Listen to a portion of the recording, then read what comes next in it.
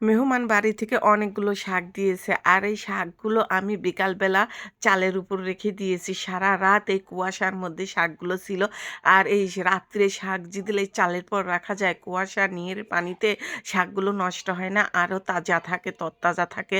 আর আমি এই যে চালের পর রেখে দিয়েছি আর কি সুন্দর মানে শাকগুলো হয়ে রয়েছে, মানে কিচ্ছু হয়নি শাকগুলো। আর এখানে এই যে এক আঁটি ধনেপাতা দিয়েছে। আমি ধনেপাতা তো নাকি শুকতিছে, আর ধনেপাতার মানে ঘ্রাণটা আমার কাছে অনেক ভালো লাগে। এখানে এই যে লাল শাক দিয়েছে, তারপরে পুঁইয়ের ফল দিয়েছে, তারপর চন্দন বইতে বলে যে বড় বড় পাতা, এই যে এইগুলো চন্দন বইতে যেগুলো মাঠে হয় সেগুলো ছোট ছোট হয়, আর এগুলো বাড়ির পর গাছের মতন মানে মোটা মোটা গাছ হয় ডাঁটা শাকের মতন। সেই চন্দন বইতে শাক দিয়েছে, পালং শাক দিয়েছে, লাল শাক দিয়েছে, মূলা দিয়েছে, তারপর ধনেপাতা দিয়েছে, অনেক সবজি নিয়ে আইছে। আর আজকে শুধু শাকই ভাজবো। আমার মেয়ে বলতেছে যে আম্মু আজকে এত শাক কী করবে, খালি শাকই রান্না করবে নাকি? তো বললাম যে না, শাক রান্না করব না, শুধু পুঁইয়ের ফল শুকটি মাছ দিয়ে চটচটি করবো, আর একটা শাক ভাজি করব, আর একটা ভাজি করব।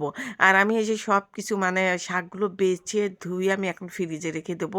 আগের দিন বিকালে সন্ধ্যায় আনছে, তো এই জন্য কেটে মানে রাখতে পারিনি, পরিষ্কার করে রাখতে পারিনি, এই জন্য আজকে সব কিছু মানে পরের দিন সকালে সব কিছু কেটে ধুয়ে মানে যেগুলো রান্না করবো সেগুলো রান্নাঘরে নিয়ে আইছি কেটে ধোয়ার জন্য। আর যেগুলো ফ্রিজে রেখে দেবো পলিথিনে রেখে ফ্রিজে রেখে দিয়ে আসছি। আর যাই হোক, আমি আগে প্রথমে কিন্তু পুঁইয়ের ফল আমার খুব পছন্দর খাবার, খুব পছন্দ করি। আর আমি এই যে চিংড়ি শুটকি দিয়ে পুঁইয়ের ফল রান্না করব। আর এই চিংড়ি শুটকি দিয়ে পুঁইয়ের ফল রান্না করলে যে এত মজা লাগে আর এত টেস্টি হবে, মানে লাগে খেতে, আর কি বলবো। আমি তো অন্যদিন ভাত খাই 1 প্লেট, আর এই পুঁইয়ের ফল দিয়ে আমি 3 প্লেট ভাত খাইছি। শুনলে তো সবাই হাসবেন। মানে আমার পুঁইয়ের ফল সেদ্ধ করে দিলেই আমার মজা লাগে। তারপর তো শুটকি। শুটকি তো আমার কাছে অসাধারণ লাগে খেতে। যাই হোক, আমার রান্নাটা কিন্তু হয়ে গেছে। আর এখন আমি নামিয়ে নেব।